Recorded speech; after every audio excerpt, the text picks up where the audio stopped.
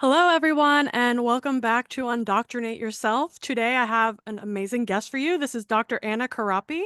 She's an integrative psychiatrist and therapist, and I'm really excited to dive into the world of integrative psychiatry with her today because it's not really a field that I was very um, accustomed with or even knew that it really existed. I feel like my experience of psychiatry from kind of the outside has been that there's so much dogma and so much the biochemical view of the brain versus like the mind brain connection and so much of that mind piece that's missing often in the allopathic approach to psychiatry. So I'm really excited to talk to Anna about these topics today. But first of all, just want to welcome you onto the show and thank you so much for coming on. Thank you. Thanks for having me. I'm very excited to have this conversation with you. Me too, me too. So maybe we can start by just hearing about how you got interested in psychiatry and specifically also within the realm of integrative psychiatry, what made you feel like that was the route that you wanted to pursue? Yeah, so I don't think there's a simple answer to this one. I think there's so many different parts of my life that led me to psychiatry, but I think when I started college, I was planning on going to medical school. Like I knew the doctor way was my path. I don't know why, but that was just the path I was going on. And as I was studying like biology and microbiology and genetics and all these things, I was like, okay, this is important, but it doesn't light me up. And then as I started taking psychology courses, I was like studying late at night, reading extra books. I'm like, okay, this is my path. This is what lights me up. And I realized actually I was being pushed that way like my entire life. I'll share that my grandfather has bipolar, and I don't think it was really discussed in my family, but we would see the ups and downs, right? We would see his emotions change. And I also had friends growing up who dealt with addiction issues and some friends who passed away from that. And so I think I was always wondering, like, why is this happening? Why are we 16, 17 years old and people are dying from these diseases? It didn't make sense to me. So in college, when I started really diving into the education of it, I started to see mental health as a disease, which I think at that time, that was, I don't know, 10, 15 years ago, it wasn't really seen that way yet. So I think that's kind of how my interest got started. Went into medical school, had to study the whole body, which was important to my path. And as I dove into like my clinical work and doing my residency, I saw how limited the medical system was. Like, yes, there's medications for things, and we see patients for maybe 20 minutes or 30 minutes, but people were getting better on the medications, but 3, 4 months later, they were coming back with the exact same complaints. And it wasn't satisfying to me, right? It's like I want to be able to offer you a lot of different tools, and I'm just having one or two tools in my toolbox. I'll also preface that I grew up in kind of a holistic family. We were That's using, great. yeah, we were using like, thanks to my mom, like homeopathic remedies, and she was doing like energy work when I had like ear infections Love as a that. kid. And so I was already not necessarily on the Western medical path. I was already open to those integrative remedies. And so it just kind of came to me like, oh yeah, like this can be done in psychiatry too. Yeah, absolutely. And so when you kind of had that feeling that you wanted to diversify your toolkit, where did you first look in order to do that? Did you find a specific school to continue your education, or did you start just doing your own type of like your own homework and research to try to figure out what tools you wanted to integrate? Yeah, so I definitely started my own kind of reading and looking information up. And then in my fourth year of medical school, which is like the year where you do all of your electives, you get to choose what your year looks like. There was a program through the University of Arizona, and they do an integrative medicine elective. And so that kind of got me to dip my toes in. They did a huge overview of like energetics, homeopathy, herbal remedies, astrology, like all of these different things. And that's actually where I got my first certification to become a Reiki master. There's like 3 levels, and I got my first level there. And so I think that was kind of me dipping my toes in. And then as a resident, I did an integrative psychiatry fellowship through IPI, which is a program through the University of Colorado. And that's really where I got the bulk of my training. And what does IPI stand for? The Integrative Psychiatry Institute. Wow. So, I Mhm. mean, I think a lot of people probably don't realize that like Reiki and energy healing and maybe like the herbalism approaches or even astrology is taught in like a formal manner through like these major accredited institutions. That's probably something that's surprising to a lot of people. Yeah, and I think, I got a lot of pushback, like Yeah. medical school, residency, even like out of residency. I get a lot of pushback of, oh, well, it's not evidence-based. And it is, first off. It is 100% evidence-based. I think there are maybe things that don't have as good of evidence as some other things do, but there's still evidence to it. And I also think that in the Western side of medicine, we maybe overuse research or evidence to the point that we're not listening to our intuition anymore. We're not listening to our core selves anymore. So that's actually something I work on with my patients is how do we like strip away all of those expectations that were placed on us, and how do we move through our life through a core self, authentic self way? And I think we need to be doing that in medicine too. I mean, absolutely. It sounds like duh, like no brainer when you're saying it, but then at the same time, the way that medicine's practiced by and large is not like that. It's actually like the opposite of that, and it's something I also spent a lot of time thinking about because I did a lot of translational research and like clinical trial design and things like this during my graduate studies. And when you're designing these studies and like analyzing this data, it becomes really clear like there are major limitations with the way that we're conducting science to ask medical questions. Like, first of all, we're looking at a population that's already kind of not necessarily a good representation of the general public. Like, maybe we're choosing a demographic that's very specific. So that's one limitation. And then when we're collecting data from those people, we're first of all biasing what we're looking at by choosing our biomarkers or our, endpoints ahead of time. So we're not looking at like a broad scope of different endpoints that could be affected. But then when we do get that data, we're averaging it all together and we can even use statistics to remove outliers, which is like the outliers can be so important because let's say one person responds really well to a treatment or an intervention and another person responds terribly.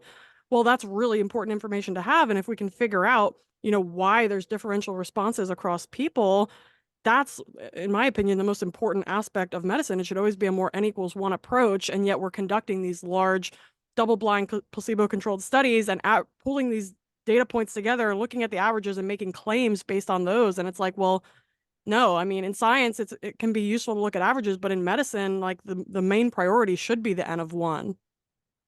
Absolutely. And that's why when I work with clients, it really is an individualized approach. And I think that's part of integrative psychiatry is creating these individualized plans for each person. The benefit of integrative psychiatry, or how most integrative psychiatrists practice, is there's a lot more time in our appointments. And with psychiatry or psychology therapy, like you have to hear out the patient. It really is about creating a safe environment for that person to be able to be vulnerable, to tell you what's really going on, for even maybe things to come up that they've never even heard themselves say, right? In the Western system, you get 20, 30 minutes. How are you going to hear the person? You're going to be treating that superficial layer. You're not really getting down deep. And so when I see someone for the first time, I see them for an hour and a half. And that still is pretty superficial because it's a first meeting, right? We're just kind of getting to what you came for, but maybe not diving too deep yet because we're getting to know each other.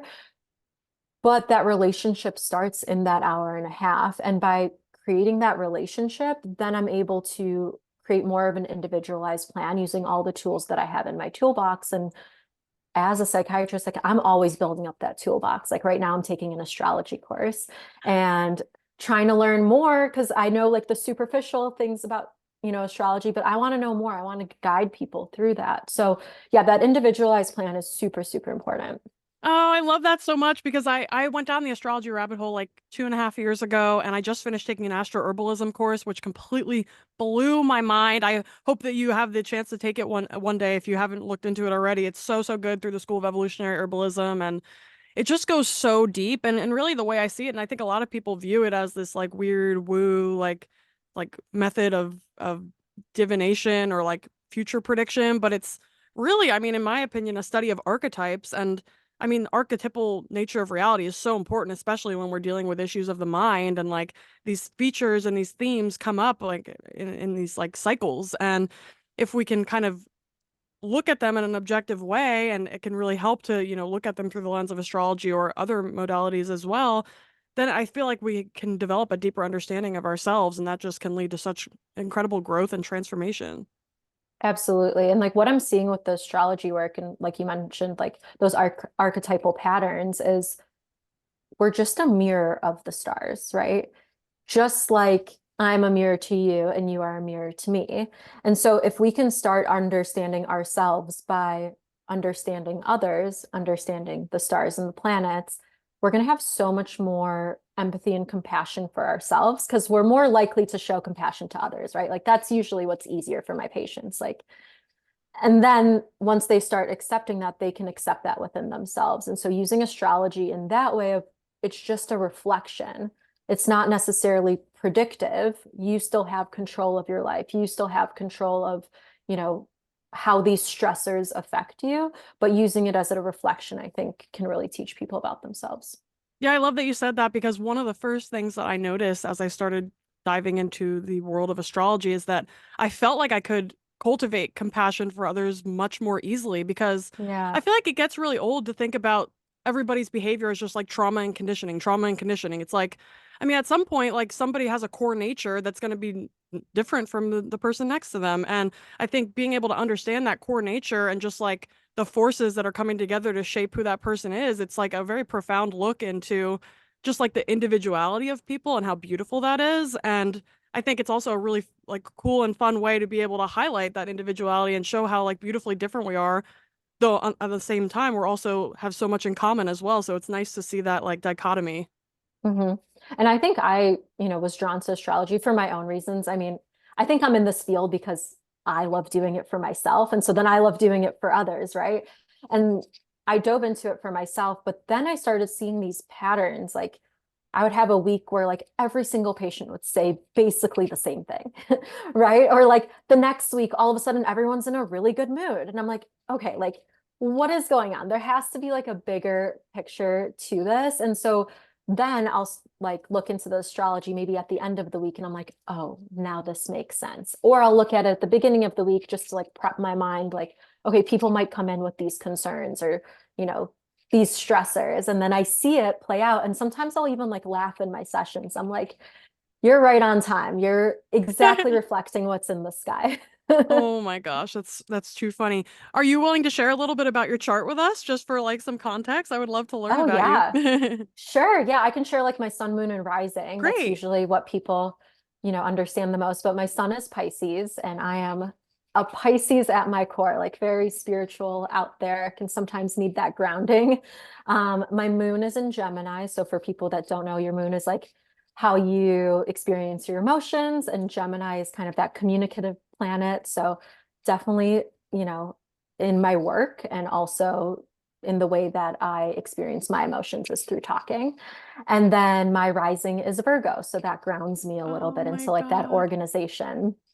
You know, it's really, really funny, but for some reason, I have a Virgo moon, but I really attract Virgo risings in my life. You're literally my 12th at this point that I have like in Wow. my sphere, which is just so, it's mind blowing to me. I love it.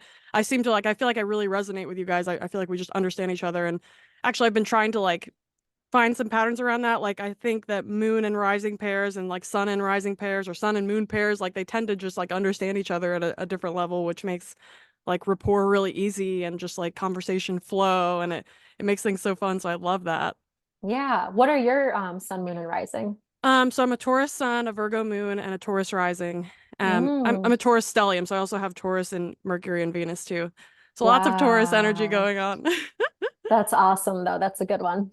Yeah, I love that, especially as it relates to connecting people back to nature, which is one of my biggest platforms that I'm on, like on social media and just in general in my work with people as well. Like doing what we can to reconnect with nature, and there's just so much healing and medicinal value to doing that, and people tend to also see results really quickly. So I love that. That also, came to the forefront as I was learning about myself through the astrological lens and just like everything making more sense when we're on like a self-discovery journey, really. I think it's really, really cool to be able to put those pieces together and develop a deeper relationship with ourselves because I mean, I think it's easy for people to get kind of stuck in their ways and be like, this is who I am, this is how I am, and this is just how it's going to be. But we have so much autonomy with regards to like how we show up in the world. And I think the more we can come to terms with that, the more pleasant our life becomes as well. Oh, 100%. And I think, going back to kind of what my training was and how I practice now, when I learned therapy during my residency, we learned psychodynamic therapy, which is, looking back at how you grew up, what your patterns are, maybe childhood trauma you experienced, what really formed your thought process, and your behaviors today. And I think that that's really important. But again, I feel like that's just like superficial, right? This is how I grew up. This is why I am the way I am. And that's important to understand. But then it's like, how do I change that? How do I actually become the person I know that I am? Because I always say, like, when people are like, well, I want to be like this and I want to be like that, it's like, if you are identifying you want to be like that, you already are that. So now, how do we strip away all of those things that were placed on you in childhood, either by your family, your friends, the environment, society at large? Now with social media, like that constant comparison, how do we strip that all away and create what you already are? And I think that's really where the work starts. And I think that's a big difference as well when someone just sees a therapist and sees a therapist who has either an integrative or like a holistic mindset, is it is a little bit of life coaching. Like, how can we change your behaviors? How can we change your lifestyle so that you are more aligned with your authentic self? That's beautiful. Actually, you just brought up something for me with regards to astrology and like the early life traumas or experiences that, I mean, was kind of a realization that I had somewhat early on in my studies, and that is that, like, I mean, if we subscribe to the notion that there is a soul and like you're a soul inhabiting a body, and that perhaps your soul chose a specific time, place, and date to inhabit that body because it needed to have specific experiences to facilitate its own evolution, versus like life is just happening to me, I'm a victim to it, and it's all just like against me, versus like this is all for me and for my growth. Yeah. Oh, yeah. And so I'll plug a book I just read that I'm like obsessed with. I mean, I already love Dr. Lisa Miller, but I just read The Awakened Brain. Have you ever read that before? No. Okay, it's been recommended to me a million times, but I think it came at the exact right time that I finally opened it. And she has done so much research on the field of spirituality and mental health. And she talks about the awakened awareness versus achieving awareness. So, awakened awareness is this connection to spirituality, this connection to soul, believing that there's something bigger out there, versus achieving awareness, which is kind of like a one-track mind, getting things done, maybe a goal you have, your motivation, right? And you need a balance of both. But we find that when people are more in their awakened awareness, when they are connected to their soul, they're able to see that life is happening for them, right?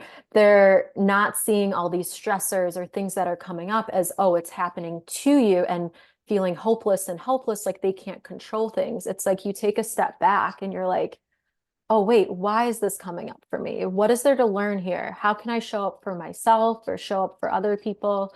Um, and that really empowers people, right? And that book, I mean, incredible. Like the way she talks about the research and how there is so much evidence based behind spirituality and depression and anxiety is, I mean, I recommend it to everyone. I love that. I'm gonna definitely check out that book. And I think it makes a lot of sense because we already know, just at like a basic level, if people don't have community, they feel very isolated, they feel detached, they feel depressed or anxious. And so I feel like by that same extension, we need connection to some greater whole in general in order to have like a felt sense of well-being, whether that's like a community of people or just like a larger whole like the cosmos or to spirit Mhm. or whatever you identify with. I think it's just extremely powerful for allowing you to get out of that kind of victim mindset that's so easy to fall into, and especially in our culture where I feel like there's just like this infantilization of the population where it's like we see doctors as like daddy figures and the government as daddy figures, and it's like we're just supposed to do what we're told, and we take these medications and we don't question authority, and we don't, we just trust the experts, we trust the science, we don't trust ourselves because what do we know? Like we're just completely disempowered. And I think, I mean, you can just see how that is playing out with regards to our health as a country and in the West in general. And I think I think people are starting to wake up to it though, especially since COVID. I think there was a lot of shifting that happened during that time. And But yeah, it's pretty wild to think about the fact that like we've gotten to this place, and it's really I think about it like a co-conspiracy between the larger structures and the individual. It's not like one or the other. It's not like we only need top down or bottom up. We kind of need both. But I Mhm. mean, we can only start with ourselves and just like, standing up for ourselves, finding out what we believe in, what sparks joy in us, what makes us feel alive, and following those golden threads. And the more we can do that, the more we are in alignment with our souls. And then once we're in alignment with our souls, then we get more information coming into our field from our soul that's like, okay, this is the path for you. This is what you need to do. And having a trust in that like greater power is so also relieving because it's not then all on you to intellectually figure things out. Absolutely. And like you said, following those golden threads. I mean, even in that book, they talk about the science behind synchronicity. And once you can step into your awakened awareness, you start noticing those synchronicities more and more. And that's what's going to really draw you to your purpose, your path, feeling fulfilled. But if we're in our achieving awareness and we're really zoomed in on our goal and it's just us trying to achieve the goal, we're not going to see all those little clues that the universe is throwing to us. And we're going to feel alone and we're going to feel isolated. And we can't carry the world on our shoulders. I mean, everything that's going on in the world right now, as an individual, you can't fix that, right? That is going to take a community mindset, a society mindset. I mean, it's just so much bigger than ourselves. But like you said, it starts with us. And actually, literally, the patient I saw right before I hopped on here, that's what we were talking about is how do we start small? Like, what can we control in our inner environment, which starts with just our home, right? If you're living with someone or if you're living alone, how do you create a home that fulfills you, whether that's visually pleasing, whether that's like having an area in your home where you do your meditations or you do your spiritual work, kind of like this cocoon that's comfortable and you're excited to go into. And then you take it a step further. Okay, like outside my home. And that could even be like 2 or 3 blocks around your home. Like, what's your favorite coffee shop to go to? Who's a friend in your area or a neighbor that you always wave hi to, right? Like, starting to expand that more and more. And then you get comfortable with going to community events, going to state events, going to national events, whatever that is. But it does have to start with you. And again, seeing those golden threads of what's going to interest you and following those. I love that. And it's reminding me of like Jordan Peterson saying, like, clean your room, like, start at home first. You have to start with you before you Yeah, can worry about tackling the goals of like the entire country or the globe. It's like you need to start small and then you build that momentum outward and then you develop competency at each level. So the more you venture outwards, the better you're going to be able to actually be equipped to deal with larger problems. absolutely. And if you're able to deal with those problems at home, if you're able to manage your emotions, then when something from one of those outer circles comes in, you can manage that emotion. It doesn't feel so big or so helpless. You're like, okay, I've done this on a smaller level. I'm just going to do this on a little bit of a bigger level now. Yeah, actually, that's bringing up something for me with regards to like some psychedelic experiences that I had that were quite challenging. And it required me to, honestly I liken it to surfing because it felt like I was on like the edge of a wave and I could like collapse into the sea or I could like surf it. And so there's like this delicate balance of like navigating energy moving through the body. And I mean, on one hand it can feel very scary, but once you like, at least personally, I mean, I don't necessarily recommend psychedelics for everybody at all. Like, I think it requires a certain skill set to be able to navigate those more challenging experiences, and it's probably better to build up those skills in the context of like meditation or other modalities that are in like a more grounded state. But I realized that those experiences, when I was having a lot of histamine stuff coming up for me in 2022, and there was just like this, there would be like these bursts of energy, like my throat would be closing, and it's like a lot of post-COVID and like parasite stuff going on for me at that time. But I realized that the skill sets that I had developed in self-regulation and navigating and moving energy in my body served me so well during that time because I was able to do those same techniques and those same strategies that I learned in those other experiences to help me um get through these challenging experiences in my normal waking consciousness. And so I mean, just even if it's through meditation or other techniques maybe that you want to talk about with regards to energy and like moving stuck energy in the body or anything that feels like dense or like sticky, being able to navigate that terrain is so helpful in like a variety of different contexts and just makes you able to self-regulate to a much higher level.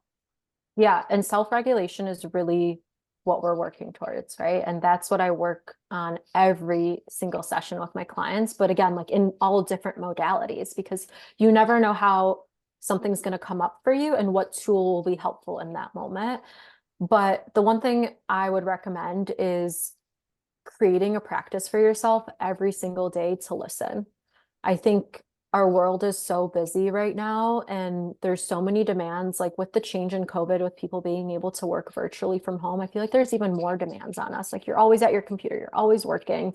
Family always expects you to be able to step away from your computer because you're just at home, you're not at work, so you can come over for dinner and do all these things. There's not that much quiet anymore. So I recommend people create a listening practice, whatever that looks like for them. Usually it's some kind of a meditation or a journaling practice, and just sit and listen and hear what your intuition is saying. Maybe it doesn't say anything that day. That's not the point, right? We're not like looking for information. We're just creating a space for it to come to us if it wants to. And then from there, you can learn to self-regulate. Because if you can't hear it, you don't know what you're regulating anyways. But if you can hear it, then you start listening. Okay, today, maybe, and this is very simple, like doing a body scan, right? So starting from the top of your head to your toes, closing your eyes and breathing into all different areas of your body and seeing where it feels a little bit more dense, where it feels a little more stuck. Maybe your right shoulder is a little higher than the left shoulder, and breathing into that space. And then I like people to ask, what is that about? What is that energy about? Usually an answer will come to us, right? And that's where the work starts. And then moving that energy is a whole nother process. So that can be done through breath work, like Kundalini breath work, holotropic breath work, just deep belly breaths. That can look like somatic therapy exercises, which I can go into as well. That can look like exercise. For a lot of people, it's a movement practice. That could also look like journaling. That can move all of those things out. And then there's also Reiki, right? Like actual energy healing, massage. There's so many different ways. So I like to not limit people. Like, let's expand this as big as we can and then meet ourselves where we're at each day. I love that. So when you're, let's say, empowering people with these modalities, do you do them in person in the clinical context, or do you like give them homework assignments to do at home, or both? Yeah, both for sure. Because I think if I just explain this to you and you've never done it before, how are you going to go home and do it? Right. So what I'll notice is, let's say someone will come in and they'll start talking about whatever happened that week. Usually, it starts as like a verbal thing because most people don't give themselves that time to process their emotions. So they're processing them in session. And then at some point, I'll notice this shift where I'm like, okay, they're ready to get into their body. And then that's where the work really starts. Okay, I see that you're getting more intense about this or more emotional, or this emotion is coming up. Let's stick with that. And then we get grounded in our body. Either that's through taking deep breaths, putting a hand on your chest, putting a hand on wherever we feel that emotion, and we start breathing into that space. And then we start working with it. So for some people, they have a really good breathwork practice. So I'll take them through some breath work. For some people, that might be doing like cat cows, or like somatic therapy exercises. Like the simplest one I like is like self-holding. So you kind of give yourself a bear hug and you might like sway from side to side, or you might rub your hands up and down. That repetitive movement is going to activate your vagus nerve and put you in that state of rest and digest. And once you're in that state, your intuition can come to you. You can start processing that emotion and start self-regulating. So we definitely do that work in session. And then, we give homework assignments. I love that. And actually, you just reminded me that I wanted to mention something that you brought up earlier too, about like people getting stuck, like just with their blinders on and like just very myopically focused on whatever problems they've got going on or whatever work things they have going on or whatever it is. It just made me think that like there's so many stimuli for our sympathetic nervous system in modern society, whether it's like artificial lights or looking on screens all day, or just stress, family stress, work stress. I think we have a lot of demands on our like as a modern humans, and I feel like we actually have to actively pursue a more parasympathetic state in order to achieve it today. I think it's kind of an unprecedented time for our species, and we really have to like re-engineer those more like rest and digest, like calming experiences into our day-to-day life. And the ramifications of not doing that are huge. Like just, I mean, obviously from like a digestive standpoint, you're not assimilating nutrients as well. You're not able to digest your food as well. Then that has implications for things like SIBO and fungal infections and blood sugar dysregulation, which can lead to things like brain fog and like, issues with cognition, which could lead you to make poor decisions, which kind of has this like spitball effect, right? And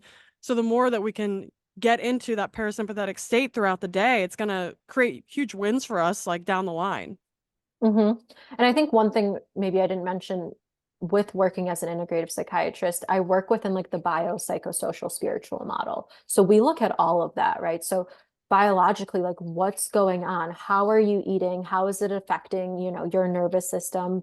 Also, what are you genetically predisposed to, and what do we have to take into consideration there? And so how common is it that we like rush through breakfast, lunch, and dinner, right? Because we have to get to work, we have to get back to our work, we have to run to the next thing, and you're not chewing your food. You're not visually like seeing your food, which we know just visually seeing it and smelling it is where our digestion even starts. And we're missing that whole thing. And then we're like, why am I bloated? Why am I not having good stools? Like it has to start there. So actually, I do a full evaluation of like, what are you eating like? What are the foods that you're intaking? Are you drinking enough water? What's your caffeine use like? Right? Because I get a lot of people that come in and they're like, I'm so anxious in the mornings. I'm like, you've had 3 cups of coffee. Like, of course.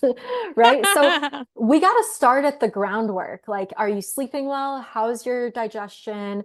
How's your water intake? All of those things first. And then we can start like self-actualizing. But we can't get there if we don't have the groundwork.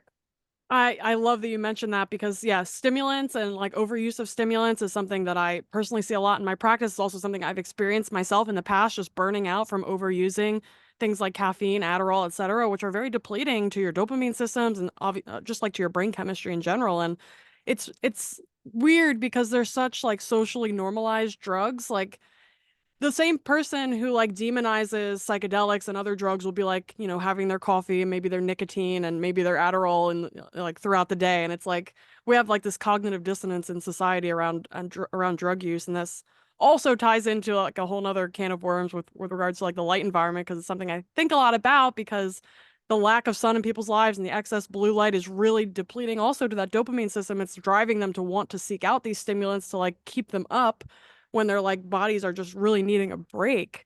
And so I think that stimulants can be used in like a conscious way, but I think they're often abused in our culture. 100%. And I have so many clients that come to me who have ADHD who are either both on stimulants or not on stimulants. And they're like, it's not working. I can't stay on task for 2 hours at a time. And I'm crashing at the end of the day. And I'm like, let's look at our expectations of this, right? Like, you didn't sleep well. You didn't wake up with the sun or didn't like take some time in the sun before you started working. And now you want to sit for 2 hours and stare at a screen and get things done. It's like, no, let's provide some education around that. And actually, thanks to you, I've started implementing like the circadian rhythm changes with Yay. my clients. And it's been so helpful for me in my energy levels, in my sleep. My sleep has completely changed. I mean, I was already a pretty good sleeper, but it's so deep now, and my aura ring says it is as well. So yeah, I think that there's so many other modalities than just using medications. People come to me with sleep issues, and I'm like, let's look at your sleep hygiene. Let's look at your light environment. Let's look at, when are you eating your last meal of the day before we decide that you need something to go to sleep and then something to wake up in the morning. And I think that's how Western psychiatry looks at it, like a sleep aid and then something to wake you up. And that's just messing our bodies up more. Right. And the crazy thing about it is like once you get on that train, especially when like surgeries start to get involved, like then at some point you might become dependent on that system, because now like your body is literally not the same that it was. Hmm. And it can be like a scary, like slippery slope that people can go down. And I know so many people who have had like organs moved, like removed preemptively. Like that was like a really, I mean, it's the same thing. Like if you have a hammer, everything looks like a nail. feel like if you're going to a surgeon, I've had so many people coming to me without gallbladders and like they get their Hmm. gallbladder removed and they still have the GI pain that they had that the doctor said was caused by the gallbladder, but it's like people can have sludge and stones in their gallbladder and it's not actually causing symptoms. So I think people or physicians and surgeons are really quick to remove organs, and then you kind of become dependent on that system because now it's like you have to completely change your life in some cases.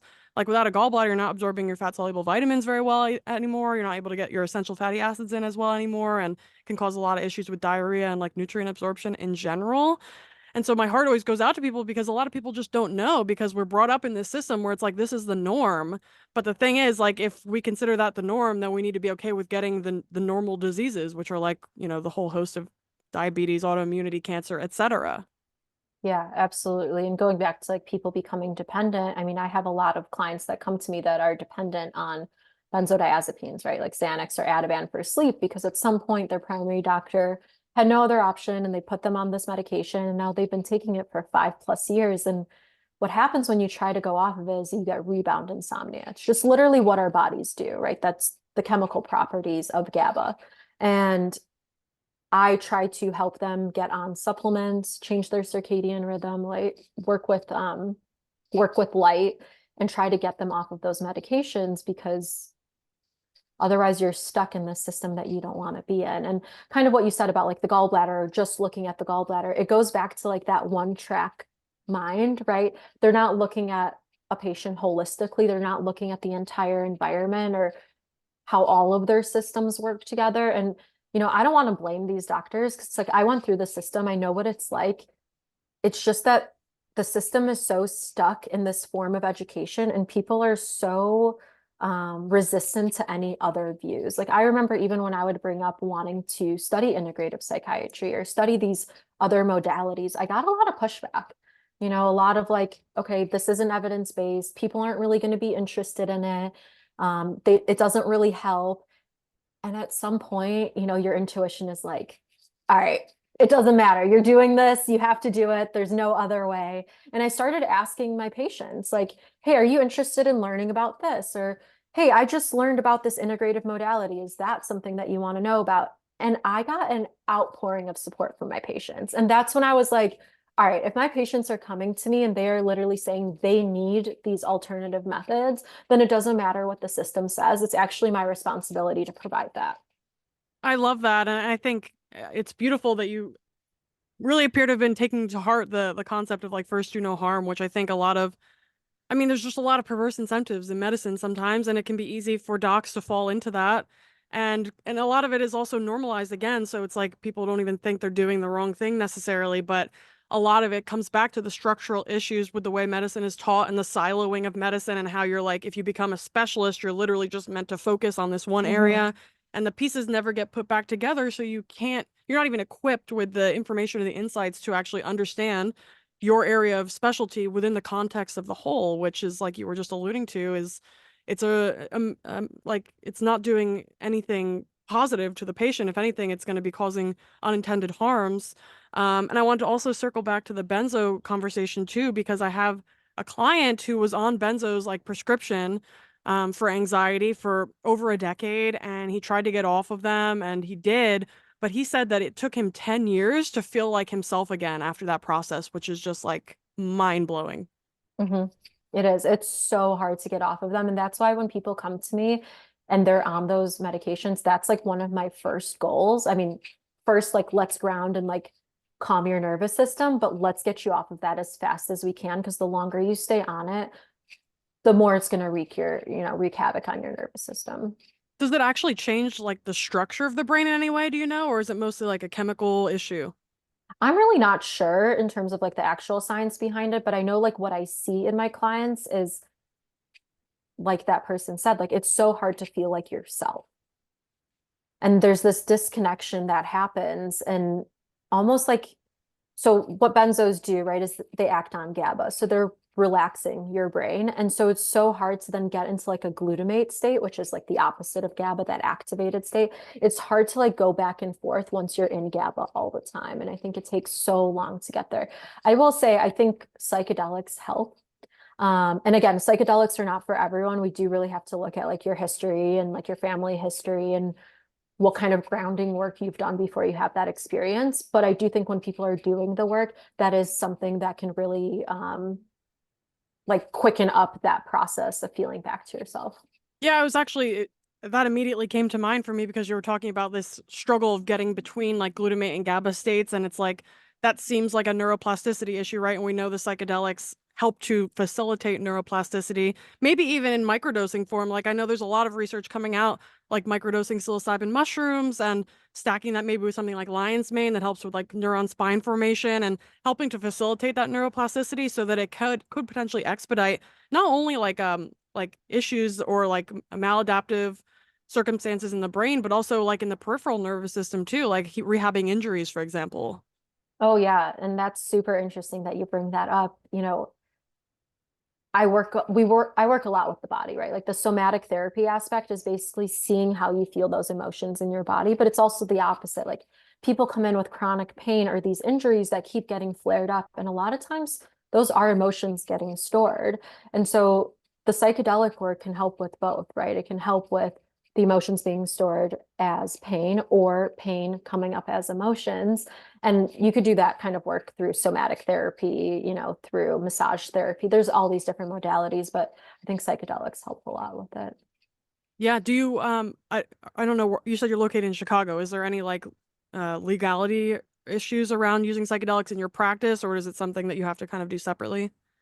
Yeah, so in Illinois right now, ketamine is legal. So a lot of people do ketamine assisted therapy. I don't personally provide the ketamine, but what I'll do is integration sessions before and after.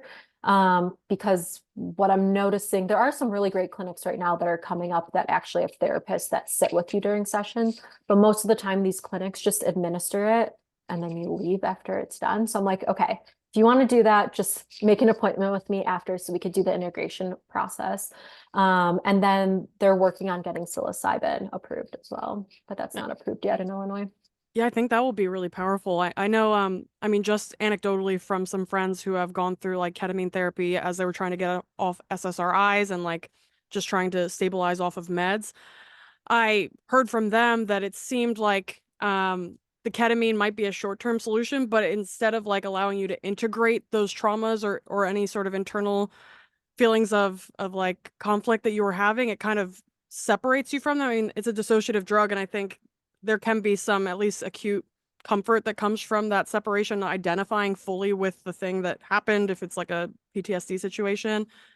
But do you have any thoughts on like, does that seem like a long-term strategy? Have you seen it, like cases where people are having long-term success, or is it more of like a medium or short-term benefit? Yeah, that's interesting that that was the experience that they had.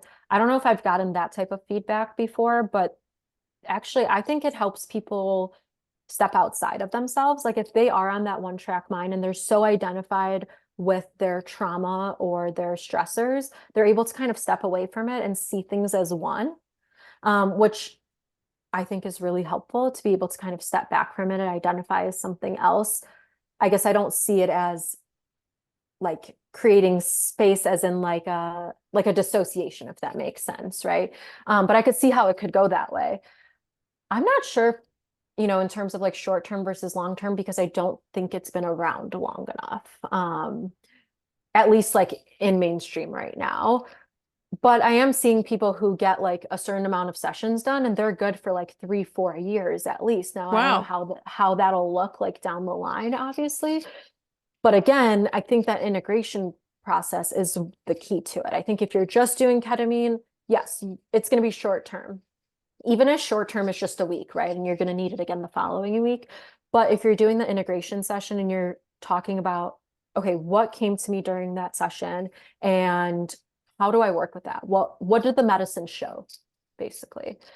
Then it can be integrated into you and then it's more long term. I do think, you know, from what I'm seeing, again, anecdotally, like through some of the research being done, but then also just like clients who go to Oregon to get it done. But I think psilocybin maybe has more long-term effects and maybe doesn't have to be done as often. But again, we'll kind of see how this plays out. Yeah, yeah, I was thinking that as well. And also, I mean, there's the whole part of the story with MDMA too, which I mean, I Mhm. personally, uh, the first MDMA experience I had, my eating disorder and body dysmorphia just like literally were gone after that day. And it's been that way for years now. And it was such like a important moment for me where I just was able to reframe my experience and be like, wow, like why am I torturing myself? Like I'm literally doing this to myself. And being able to just like see that in context was so powerful. And I think I'm in no way surprised that the trials have been so tremendous for like soldiers with PTSD, for example. And I think there's going to be a huge area of like impact also within like couples therapy and just like individuals trauma too. I think there's a huge application for this substance used in like a very like conscious way and used with like the right care and mindset. And what I love about MDMA is it, and I don't know if you had this experience, but I think it creates this like community feeling. Like all of a sudden you feel so much relation to everyone else. And with COVID, I mean, I feel like that's our biggest issue right now is people feel so isolated and they don't know how to get back into community. And so I think that's going to be super helpful, that the MDMA piece too. But yeah, of course, all of these things also have, so many risks that come with them. And, just like medications, it's, it's individualized. It has to be. Yeah, absolutely. Absolutely. I love that. So you mentioned earlier about somatic therapies. I wanted to circle back to it because you said it would be one way that you can like move energy or help a client move energy. What do some of those approaches look like? Yeah. So, um, at the simplest, when I'm interacting with patients, it's about creating that space. So, this feels different than this, right? Like if you're really close to someone or you're giving them space. And so creating that kind of energy already in the room, I think helps people realize their own body language and then be able to take that into their conversations and connections with other people. So that's like at the smallest. But then doing like somatic therapy techniques, a lot of it is activating that vagus nerve. So through like repetitive movements, and through, I really like, undulating the spine, like a cat-cow situation. In Kundalini, that's a really big movement as well, right? Moving that energy from the root chakra through the crown chakra. So to me, it's like two different modalities that use the same thing. Like, why wouldn't we do it? So moving that energy in that way, I like to have people, like I said, identify where they're feeling it. So let's say they're feeling a heaviness in their chest. We can start with as simple as doing like deep belly breaths, right? That diaphragmatic breathing, really accentuating our breath, feeling it in our chest opening up, and then constricting. A lot of times people haven't even taken a deep breath that day or that week, right? So that's like where we start. And then we start feeling it through our entire body. Like I said, like the self holding, moving from side to side, rubbing your hands up and down. And then we start moving up even more, standing up, doing like shaking meditations where you're powering that energy through you. In Kundalini, like the breath of fire, I think is really powerful, where you're activating your abdomen and you're mostly exhaling and the inhale comes in naturally. And so creating that kind of breath work in you where you're activating your abdomen, breathing that out, I think that moves energy as well. And part of it is also just meeting yourself where you're at. So if those big movements don't feel good, if it's just gentle holding that you need, meeting yourself there. If it's like, I'm angry, I have shame, I gotta like let it out, getting up, moving that energy, making it bigger.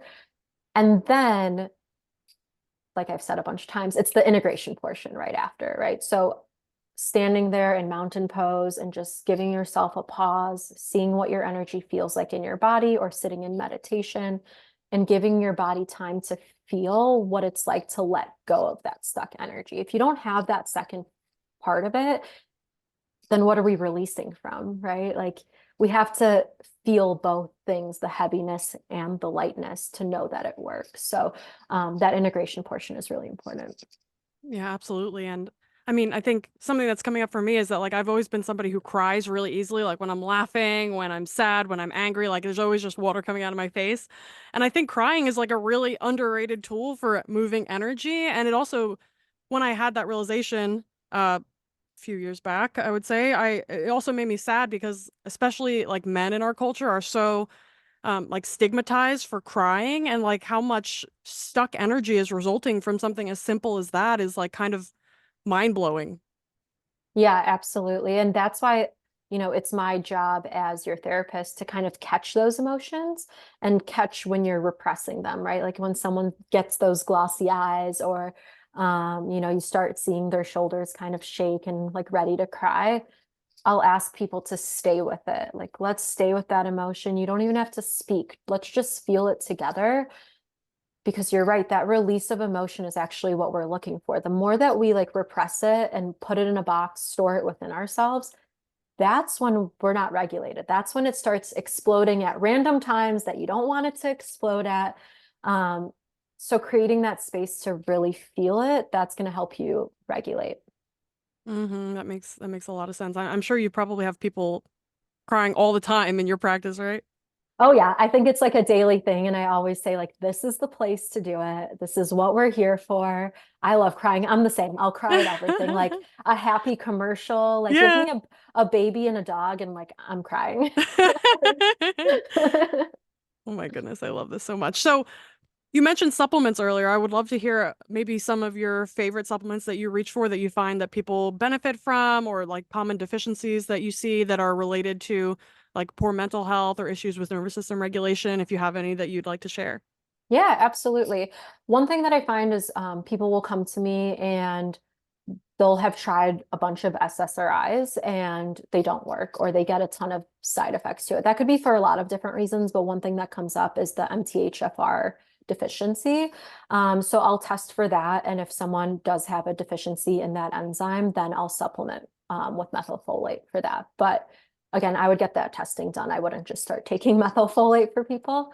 Um, I like to use L-theanine for anxiety, for circadian rhythm, and for attention as well. So for people who don't know, L-theanine is actually a part of the green tea plant. So like when you're drinking green tea and you feel kind of this like energized but calm concentration, that's where the L-theanine comes in. So people who have anxiety or people who have ADHD or concentration issues, or even have trouble with sleep, I'll start them on L-theanine.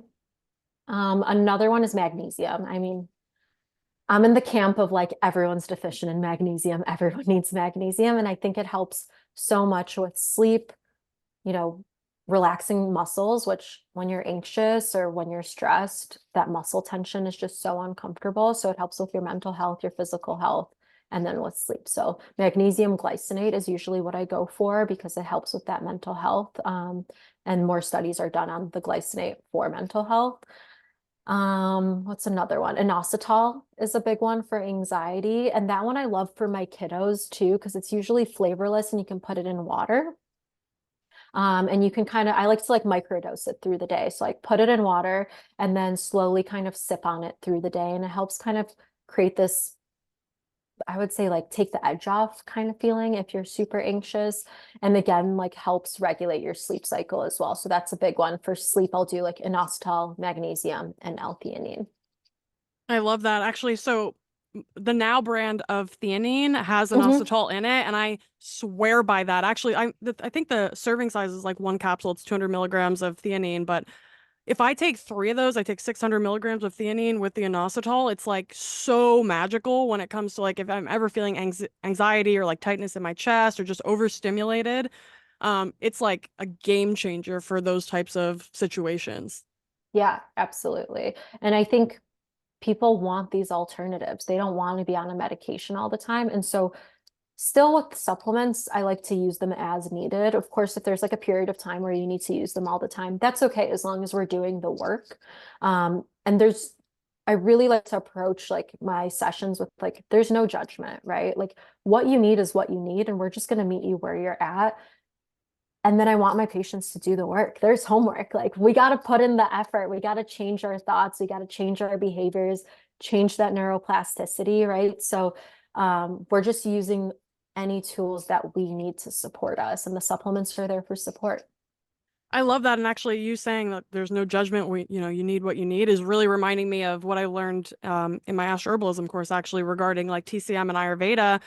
In Mm, those schools of study, in those areas, they often look for what substances people gravitate towards in order to better understand the needs of that body. Because, like, if you're gravitating towards, caffeine or stimulants, then there's probably some core need that's not being met that you can then find a healthier way to address.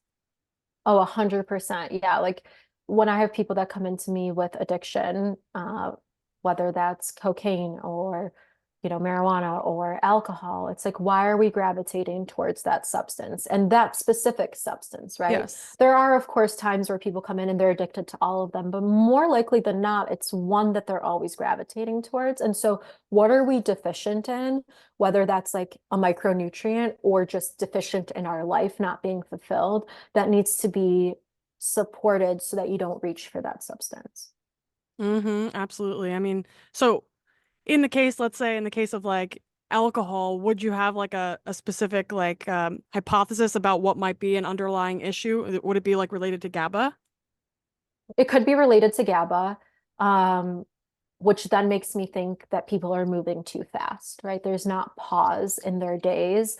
And that could come from trauma, right? If you grew up in a household that was very chaotic, where you were always on edge, you didn't know how that parental figure was going to react when they got home from the day, or, if there was a lot of yelling in the household, your nervous system gets dysregulated and you're become more hypervigilant, right? So if you're living in a hypervigilant state, I see that a lot of times with people who use alcohol because it just kind of calms you down. But as we know, when the alcohol comes out of your system, you're hypervigilant again, and maybe even more so than you were before. So that's where we would do the work to kind of help with the hypervigilance, help clear some of that trauma, doing inner child work, inner mother work, and supporting them that way. Do you do any work with family constellations? I'm not super familiar with it, but I've heard good things from people about it. I don't really know much about it. Oh, I'm not sure. I've never heard of that. Oh, okay. Maybe we should look into it together. I've heard really good Yeah. things. Actually, so Organic Olivia, I don't know if you do you know her? Yeah. Yeah, so Olivia has told me really good things about it, and there's a practitioner somewhere here in the New York area, but she said that she does work with horses. So she like goes, there's like horses in a Yeah, like paddock. equine therapy. Yeah, and that you Yeah. like assign each horse like a person in your childhood environment, like a mom, a dad, or whatever, grandparent. And then you like act out your childhood kind of with the animals, and it's like this interesting dynamic that goes on. So it seems really powerful. I would love to experience it personally. Yeah, that reminds me of like empty chair work. Have you heard of that? Oh no. So I use it a lot like when we're working with like a family member. Like, let's say you had a difficult relationship with your mom, and even now as an adult, that relationship isn't good, but you have to heal that for yourself, right? You can't wait for your mom to be ready to heal that. So we set up an empty chair, and then you show up as, depending on what we're working on, either as your adult self or your child self or your teen self, whichever age we need. And then I ask you, what would you want to say to your mom? Then you say it, and then you switch chairs just to help with like the understanding. And now all of a sudden you're the mom. Okay, what did your inner child or inner teen need to hear from you?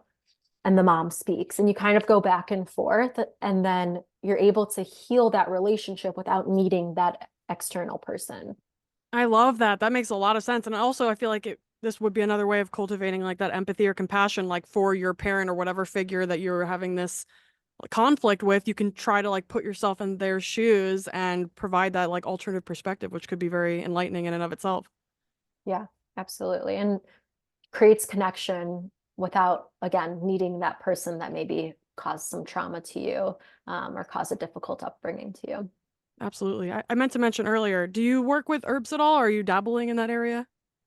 A little bit, like ashwagandha, rhodiola, but I haven't fully dove into it yet. It's a whole wormhole. It is, yeah. That'll be fun though. So are there any other modalities that you would like to speak about that you reach for pretty frequently, and maybe people who are dealing with things like anxiety or depression as examples? Well, I think one important thing to mention is I want people to view their anxiety, their depression, whatever their mental health is, as a sign. So, in Western medicine, like we look at these things as symptoms or as diagnoses, right? Like you put on someone's chart, they have depression or they have anxiety. But I want people to actually look at it as a sign, like, okay, I'm feeling anxious and I've been feeling anxious for months, but what is it actually showing me? Or I've been having really depressive days. Again, what is this showing me? What do I need to heal? Rather than I have anxiety and I need to heal my anxiety. So I think that is a modality in and of itself. I don't think there's a name for it, but I think it's really important. And then starting to just meet yourself where you're at and kind of taking away the shoulds or the coulds and really being okay with where you're at, not putting a mask on, not putting a brave face on. I think that starts letting people get into their vulnerability and stripping away the shame and the guilt. Um, and then the somatic work and, looking at astrology to have more compassion for yourself or more understanding of yourself and building community. I think that's really important. That's beautiful. Did you see the show Lucifer by any chance on Netflix? No, I haven't. So I really loved the way that they depicted hell in that show because it felt like it was really true and just like in the way that it resonated with my system. But basically in that show, they depicted hell as this place where you put yourself when you are unwilling to like let go of your guilt and shame, and it's like these loops that you get stuck in, and there's actually nobody keeping you there but you, but it's like your inability to get out of that loop and that like self like blame and guilt and shame. And so like I just really like that perspective, and it reminded me when you were talking about like not identifying with the problem necessarily, but like trying to just view it as something that's telling you something. And I think, yeah, like you mentioned, that in itself is healing. And I know so many people personally who very closely identify with like, let's say their diseases, like whatever the disease is. And then at Mhm. some point it becomes like almost like a crutch, and like so ingrained in their identity that they actually wouldn't even know who they are without it. Yeah. Oh, I love that like metaphor of hell because I think people come in and they're like, I'm unhappy, but then they're not willing to change it. They're so stuck in their patterns, they're so stuck in their identity, and it takes work. It takes work to get out of that. And I'd like to equate it to like if you're going to the gym to change your body, you have to go multiple times a week for many weeks at a time for things to change. So why would we expect our mental health to change after just like one appointment or admitting one time that we're not feeling well? It's all work. So yeah, I love that metaphor. I might start using that. It's so good. You should watch the show. Honestly, the entire show is incredible. It's very deep. I think you'd probably enjoy it just from like a psychological standpoint. I think there's a Mhm. lot to learn, or just like a lot of like things mirrored in there that we've basically been talking about. Yeah. And I love the work that you've been doing. I mean, it's been so helpful for me. And like I said, Oh, I've thank started you. using it with clients, and it's so exciting to hear another tool to put in the toolbox. Like, and it's so different from what I've been learning. So, yeah, I'm really excited about that. Well, thank you so much for sharing that. Yeah, I mean, it's been totally life-changing for me. I really only went down this rabbit hole literally about 12 months ago. It was last April. And when I started learning about this, like everything just completely changed in the way that I was thinking. Because prior to that, I really thought like the microbiome like is the thing that's the most important thing that nobody's paying attention to. And if we get that right, then we're golden. But then I was really learning about like the fundamental nature of light as a regulator of our biology. And it just made so much sense because it's like the one thing that we're probably doing the most wrong. And that's saying something because we're doing a lot of things wrong in the West. But like this is like a really fundamental thing, just like the disconnection from nature, not only like not going in the sun, but like an outright fear of the sun and demonization of the sun, and just our device addictions and just being an artificial light 24/7, essentially 365. And I think it just reflects a kind of all aspects of our reality, and also creates this very like burned out low dopamine system that's not able to critically think that well. It's going to be more sympathetically driven. You're not going to be as flexible in your thinking. You're going to be more dogmatic and rigid. And we see so much of that like tribalism and that just like fear mongering and appeal to authority and like all of these weird issues of like cognitive dissonance and like rigidity in our culture. And I think so much of that is just a reflection of people's light environment. Yeah, and that just made me think too. I think in like the health and wellness space, there's this idea of like we always have to fix something or we always have to heal. And recently this came to me and it's like if you're healing, it doesn't mean you're broken. Because I think that's what people think. And then they identify with that, like, oh, I'm broken. I constantly have to heal. And now with social media, so many people are talking about so many different things, right? It's like the age of information, which is wonderful. But we also have to kind of decide when we're going to intake that information. And if we're constantly identifying ourselves as broken, our subconscious hears that. right? And then you end up being broken or sick or mentally, having a hard time. And so I really want people to also see that if they are healing, if they are using these modalities, they're not broken. They are still abundant, they are whole within themselves, and they are just bettering themselves. And I think that's a way better way to heal, and also talk to our subconscious. Like we have to love ourselves. Absolutely, because if you don't love yourself and you're not coming at this with like a perspective of just like wanting to do the best for yourself and wanting to actualize your potential, then you're probably not coming from a place where you're trusting yourself either. And if you can't trust yourself, then like where's your guiding compass? Like what are you using to actually navigate through life? It's going to be basically like appealing to authorities, essentially finding your like guru, so to speak, and just like doing whatever they say. And at the end of the day, that's highly disempowering. And when kind of the blinds are like opened and you see like this person isn't necessarily like as great as we thought or whatever, like things happen, everybody's human. You need to be able to trust in yourself first and foremost, because nobody's going to understand your life and your body and your experience better than you. You're actually living it. So if you can't have that like close relationship with yourself and with your soul, with your subconscious, like that's going to be a very scary way to live life, and it's going to be um very destabilizing in a lot of ways. Yeah, I mean, I get so many people that come in and I'm like, okay, well, what do we want to do? They're like, well, that's why I came to you. Tell me what to do. I'm like, no, no, no, no. That is not the type of doctor I am. Like, let's sit with it. Here are our options. Even if we need to sit together in meditation during that appointment and see what comes to you, even if you need to go and do your own research and come back to me, like, I'm not making the decision for you. I'm just here to hold space and provide information because I want people to feel empowered. I want to give them their power back. And I mean, so much of our culture too is like trying to conform to some norm that's already set, and like you feel like you have to fit into the mold in order to be successful, versus like following what you're really passionate about and what feels like it's like your spark and what you need to do, but feeling like that would be unacceptable, whether it's from family pressure or societal pressure, community pressure, that people feel like they can't express themselves authentically. And it's really sad because then you have to suppress a part of yourself, and that's, then you're not whole.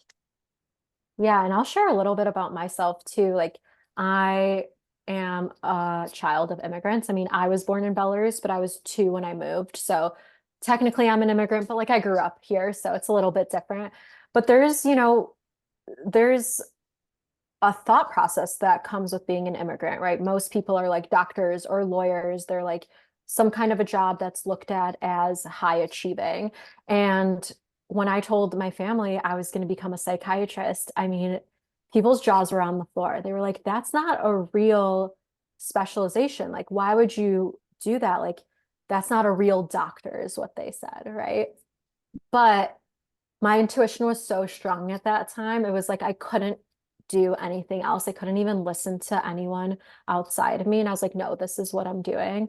And of course, people come around when they see your success, when they see how happy that you are and how fulfilled you are in your work, they start realizing, like, oh, yeah, you were right. And so I always encourage people to, when things are hard, when it's hard to like step out of those external pressures, people will come around, but you have to do what's best for you. Absolutely. I had a similar experience when I was graduating from Princeton. I was supposed to go do a postdoc at Harvard, and it was actually in their integrative medicine program, which seemed incredible. And I was so excited to go. But as the date was approaching to finalize all the paperwork, I just was waking up with this pit in my stomach that was like telling me, do not go to this program. And I was like, but why? It seems so great. This would be an amazing opportunity. And then like the days were passing and it was just like I could like barely eat, I could barely sleep. It was just like this thing gnawing at me inside. And I was like, I have to call it off. Like I was physically becoming ill because I mean, I've always kind of had a strong like gut feeling and like literally feels like something's in my stomach, and not following that is literally not an option for me. But I also can imagine like many people having this kind of experience, but then fully just trying to suppress it or numb it with whether it's opioids or some alcohol or whatever it is to try to numb out that sensation of like, hey, you're not doing the right thing for you. You need to pivot, and like not wanting to listen to that voice. And that can be an absolute just raise hell from a mental health standpoint. Oh, absolutely. And even when I started medical school, I think I was still like in this like, I don't know, these automatic thoughts of like, okay, I went to college and then my path was medical school, so I'm just going to keep following it, right? It was like on autopilot. went to medical school, and in that first year of medical school, I like started getting really bad anxiety, which I had never experienced in my life. And I started getting panic attacks. And even though I studied psychology, I was like, I don't know what's happening to me. Like, what is going on? Because when you experience it yourself, it's very different than like learning in a textbook. And I remember every month I was telling my roommate, I'm going to drop out. I'm going to drop out. I don't feel like this is for me. Like that intuitive feeling was really, it was there. And finally, it got so bad that I couldn't not listen to my intuition. I actually took a year off of medical school. Wow. And obviously that was not looked upon, as good. Like my family was like, why would you do that? And, even the school was like, okay, you can take a leave of absence, but I don't know why you would do that. Like, why wouldn't you continue on this path? So many people want this path and you're giving it up. And I didn't know why. Like, I didn't know why my body was reacting that way. And I know we talked about synchronicities earlier, and all of a sudden all these synchronicities came in. I was getting all of these amazing opportunities to travel, to do research, to work at a yoga studio. Like all these things I really wanted to do that were fulfilling me were just like dropped in my lap. And I was like, okay, all right, we're going to go with this. We're going to see what happens. And I learned how to meditate. I learned how to regulate my nervous system. Like there was a reason for that time to take off, right? And then I went back to med school. And not only did I go back, I transferred to a different campus. I lived in Detroit at the time, and I loved living in the city. Before that, I was like at the college campus in East Lansing. And it just wasn't serving me anymore. And moved to Detroit, had an amazing friend group, like people that I truly connected with who are like my soul sisters to this day. And I look back on that time and I'm like, wow, like my intuition was screaming at me for so long. And after that, I just vowed to like never ignore it. Like even the tiniest little whisper, I'm like, I don't need to know the why. I just have to do it. And then I have to like listen and see the why. And now that I've like devoted my life to that, I mean, so many beautiful things have like landed in my lap just because of that. And that's not easy to do, right? That took so much work, and work I still do today, but it just proves like how much can come to us when we really listen. Oh my gosh, yes. And I don't know, do you know Paul Chek at all? I don't. Mm-mm. Okay, so he's like a holistic healthcare practitioner. He's based out of California and he's been in this field for a long, long time. But he talks about on his podcast and like on interviews he does that it's great to start to cultivate a relationship with your intuition or your soul by asking it like really small questions, like what color socks should I wear today, or what, like, how should I cook my food? What do I want to eat? Like small things that's like low stakes. And then as you can begin to better understand like what a yes feels like and what a no feels like, then when the big questions come and like you need to make big decisions that are life changing, you can feel really confident in the answer that you're getting as like a yes, like a full on yes or a no. And I really like that. And it always stuck with me when I heard him say that. I love that. I love starting with clothes. Actually, I like put this on this morning, and then before we were about to meet, I like changed it 3 times, and then I was like, no, like there's a reason I put that on. Like I don't know why, but like that's the vibe today. We're gonna stick with it. Yeah, exactly. So just like even things, if they seem silly, if you can just use your intuition to guide them and not your intellect, the more you are able to access that part of yourself, the easier it will become to just access that all the time. So I think it's Yeah, a great tool that people can use to just enhance their life. And it also makes life more magical and more fun too, when you can start to trust that there's like this larger guiding force that's like benevolent and wants the best for you. I think that just like makes everything just seem so magical. And so like we talked about earlier, it's like the universe is kind of conspiring in each of our favors, and we just have to be willing to take things as lessons and not as like a punishment or like just becoming the victim to our circumstances. absolutely. And I think the biggest question I get about intuition is how do I know if it's my intuition or if it's like fear or something else driving it? And I always say that intuition will be like really quiet and calming and like gentle, like it just wants to like cuddle you and let you know. And if it's fear, it's going to be like really aggressive. It's going to be really in your head, maybe like those repetitive, ruminating thoughts. It's going to sound like I have to do this right now, versus the intuition will be like, maybe try this, like it'll be really calming. And so that's when you can also start kind of distinguishing between fear and intuition. Absolutely. I totally resonate with that. And that's why like whenever I feel like I can't necessarily determine what the right thing to do is, I'll always pause and just wait because like there's really nothing that requires that level of urgency typically. There's going to be some outlying circumstances that do, but most things like you can take your time and make a decision, and then you can kind of eliminate like your specific emotional state at a given point in time as like a variable, and you can just ruminate on that question or like have that question sit in the background and see what kind of comes up over the course of a couple days. And then I think that we can feel a little bit more comfortable that the decision we're making is not out of just like impulse, for example. Exactly. Yeah.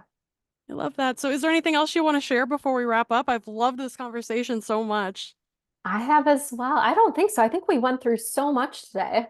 We did, we did. I mean, maybe we should come back on after you're continuing some of your really interesting studies in astrology and other areas. I'd love to do a deep dive conversation on astrology sometime with you. I think it would be a blast. But until then, do you want to let people know where they can find you? Yeah, absolutely. So best place to find me if you want to work with me would be through my website. So that's going to be modernpsychclinic.com. And maybe you can link that as I will. well. And then I'm also on Instagram at integrative care by Dr. Anna. I don't post that much because I'm just not a social media person, but I put some snippets out there and it's a good place to connect with me too. I love that, and I'll definitely link to your website and your Instagram in the show notes so people can find you. And can people work with you both online and in person, or are you only in person? I'm actually only online Oh, right you're only now. online. Okay. But I have some big changes coming up. So I work with clients online, and that's people that are in Illinois, since that's where my license is. But I'll be moving to Michigan this summer. And so I'm going to be getting a few licenses in different states, and I'll probably be opening up a physical location in the Detroit area.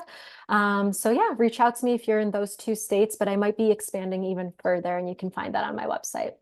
Yay, we love to hear that. The more people that you can possibly impact, the better. I think you have so much wealth of information to offer people, and I hope everybody loved this conversation. Go follow Anna, go check out her website, and thank you so much for coming on. Thank you.